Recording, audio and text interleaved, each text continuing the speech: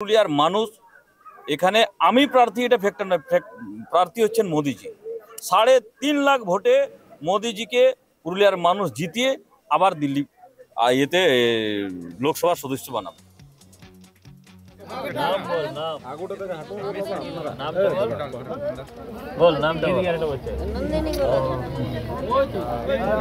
নাম বললে লাড্ডু 2024 লোকসভা নির্বাচনের নির্ঘণ্ট ঘোষণার আগেই বিজেপির 195 জনের প্রার্থী তালিকা সামনে এসেছে। 195 জন প্রার্থীর নাম ঘোষণা করা হয়েছে, যার মধ্যে রয়েছে বাংলার 20 জনের নাম। শনিবার দিল্লিতে বিজেপির তরফে সাংবাদিক সম্মেলনে বিজেপির প্রথম প্রার্থীদের নাম ঘোষণা করা হয়। তাতে পুনরায় পুরুলিয়া লোকসভা কেন্দ্রের বিজেপি প্রার্থী হলেন সাংসদ জ্যোতির্ময় সিং মাহাতো।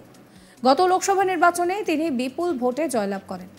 কিন্তু কে এই জ্যোতির্ময় সিং মাহাতো, সে বিষয়ে আপনাদেরকে একটু বলি।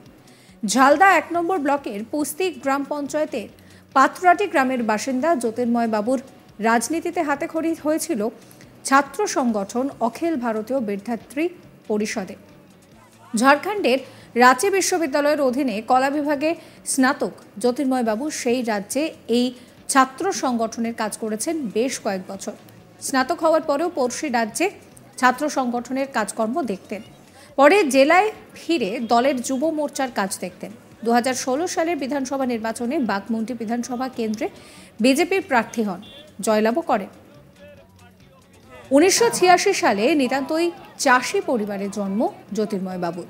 কৈশোর থেকেই গেরুয়া রাজনীতির প্রতি তার টান। 2010 সালে তিনি দলে যোগ দেন। জ্যোতির্ময় সিং মাহাতো শুধু সাংগঠনিক নেতা নন, তিনি আরএসএস এর ছাত্র সংগঠন অখিল ভারতীয় বিদ্যার্থী পরিষদের নেতাও ছিলেন। সেই সুবাদে বাংলার জঙ্গলমহল, ঝাড়খণ্ড এবং ওড়িশায় কাজ করেছেন দীর্ঘদিন, এবং সেখানকার মানুষের সঙ্গে তার কিন্তু একটা পরিচিতিও রয়েছে। আর সেটাকে কাজে লাগিয়ে ফের একবার পুরুলিয়া লোকসভা কেন্দ্রে নিজের দখলে করতে চাইছে বিজেপি। জয়ের বিষয়ে সম্পূর্ণ আশাবাদী বিজেপির সাংসদ জ্যোতির্ময় সিং মাহাতো।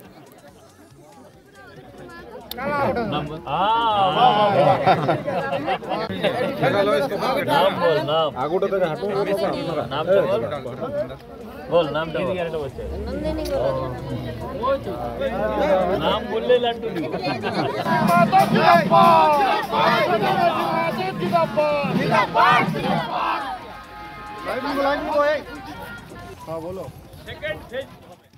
কি বলছেন জ্যোতির্ময় সিং মাহাতো, শোনাবো আপনাদের।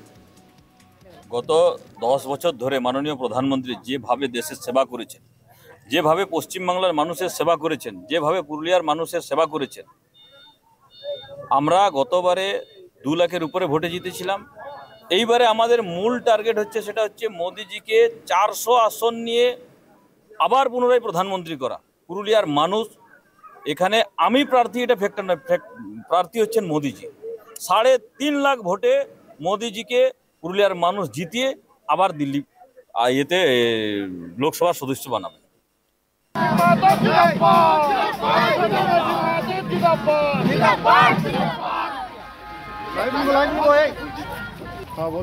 সেকেন্ড ফেজ হবে, এক্সটেনশন করা হবে।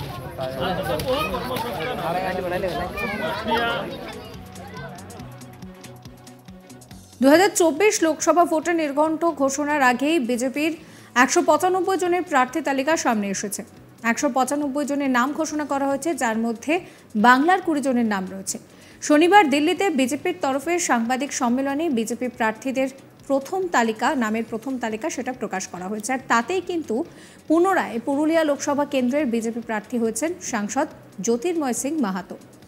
গত লোকসভা নির্বাচনে তিনি বিপুল ভোটে জয়লাভ করেছিলেন।